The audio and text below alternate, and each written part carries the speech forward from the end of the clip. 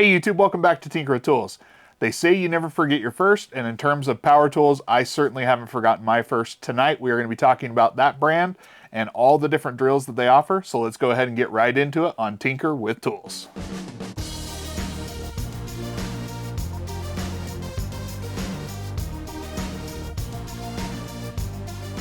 So here it is, the very first power tool I ever owned. This was a drill given to me by my dad one Christmas roughly 17 to 18 years ago. And at the time, I was over the moon with how nice this was compared to what I expected to have. It was a cordless drill, which I had grown up mainly with just corded tools up to that point. It did everything that I needed to. I absolutely loved it. But over the years, the batteries have obviously started to fail, but I'll never forget the impression that the brand itself left on me.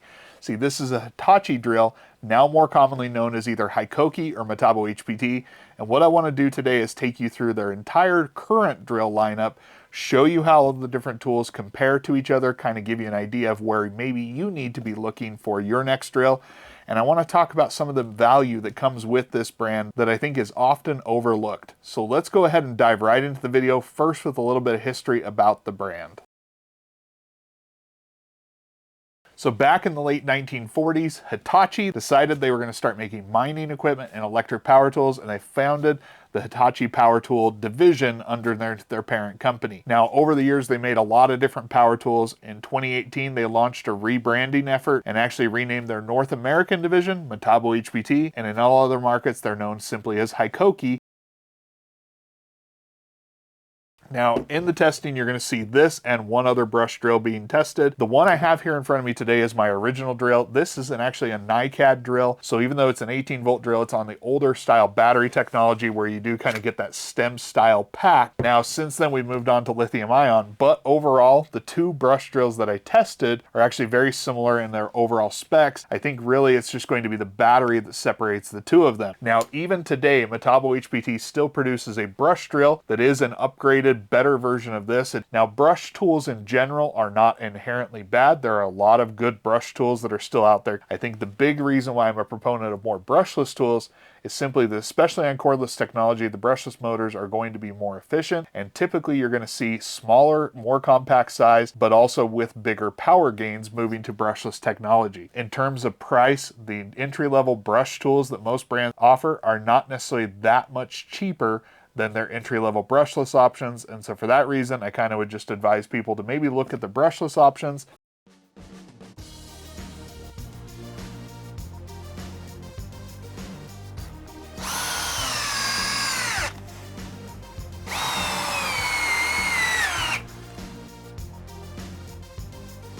Speed.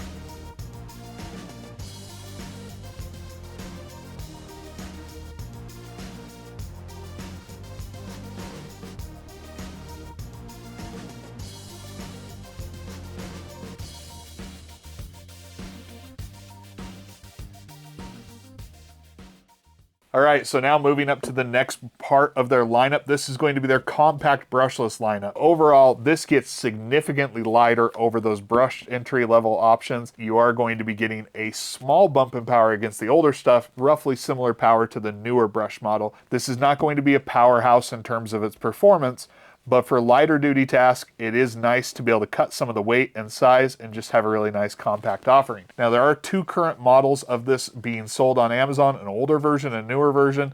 As far as I can tell, the big difference is just going to be the battery. The older version is going to have their non-battery gauge style batteries, and the newer version is going to have this newer 2 amp hour style with the battery gauge on them.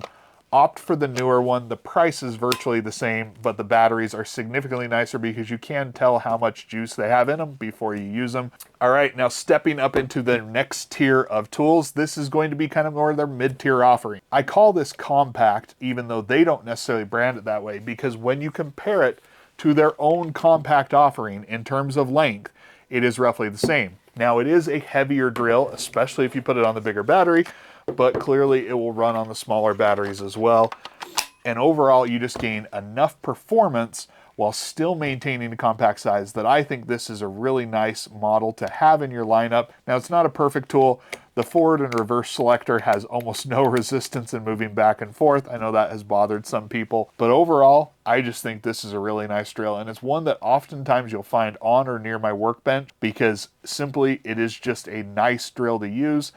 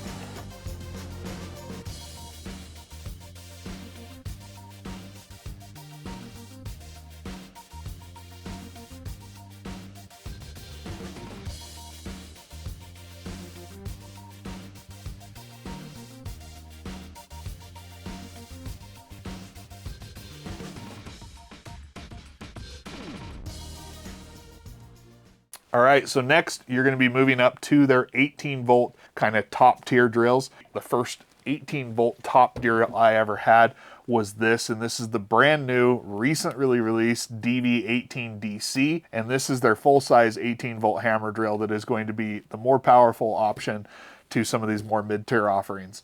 This one is not as powerful as their 36 volt version, but it certainly has enough power to get the job done.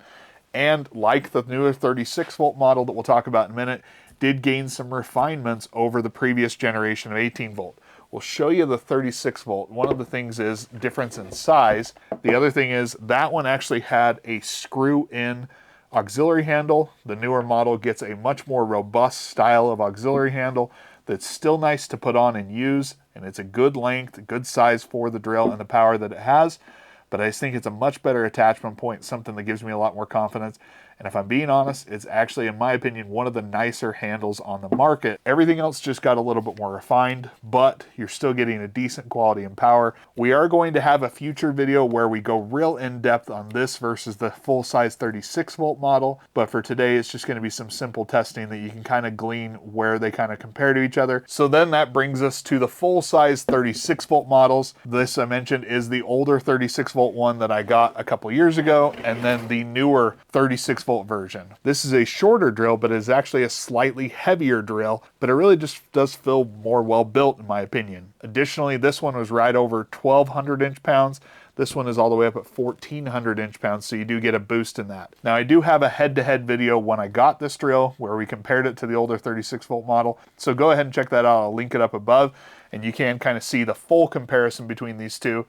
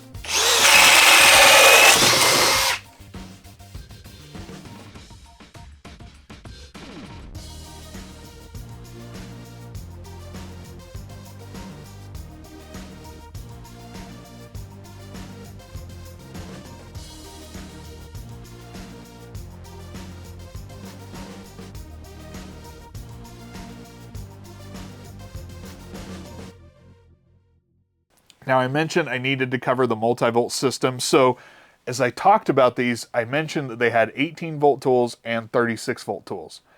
They just have one style of battery, and it is they're going to be, for their smaller stuff, these are actually 18 volt batteries, and they will not work on the 36 volt tools. But all of the other batteries will work on all of the 18 volt tools. It's just that when you step up to those 36 volt tools, you do have to be using the multi-volt batteries, which start with this. This is their 2.5 amp hour 36 volt or 5 amp hour 18 volt battery.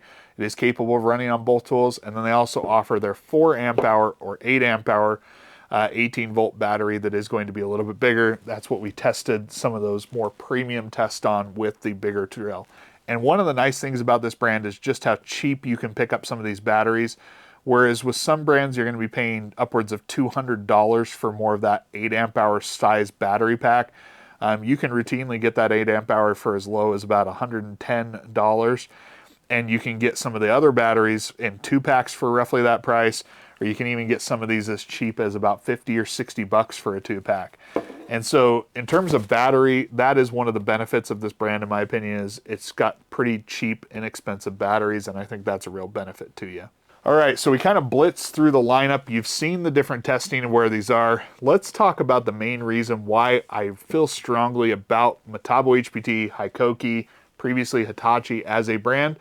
And it really just comes down to the value you can get from these tools, because oftentimes these tools are going to be sold at a lower price point than what you're going to be getting other brands' tools for. These are previously carried more abundantly in the Lowe's stores near me. I believe Menards also carries them in the US. And then obviously they're available really widely through online retailers. They go on sale frequently, and so if you're just a little bit patient, you can get a really nice set of tools for a much cheaper price than what you're going to get on a lot of brands. Now, I love the brand. I've had a lot of good experience with them, but I do want to hear from you what your experience is with them as a brand and what you think of them overall. Go ahead and leave those in the comments down below. If you have any questions about any of the tools we talked about today, please leave those as well. I will try and get any of the answers for you. If you have a brand that you'd like to suggest we do this kind of same overview with, go ahead and leave that in the comments. If you like this video, go ahead and hit that like button. If you haven't already, please consider subscribing and make sure you turn on notifications so you get notified when I put out a new video. As always, I appreciate all the support from you, the viewer, and until next time, I will catch you on Tinker with Tools.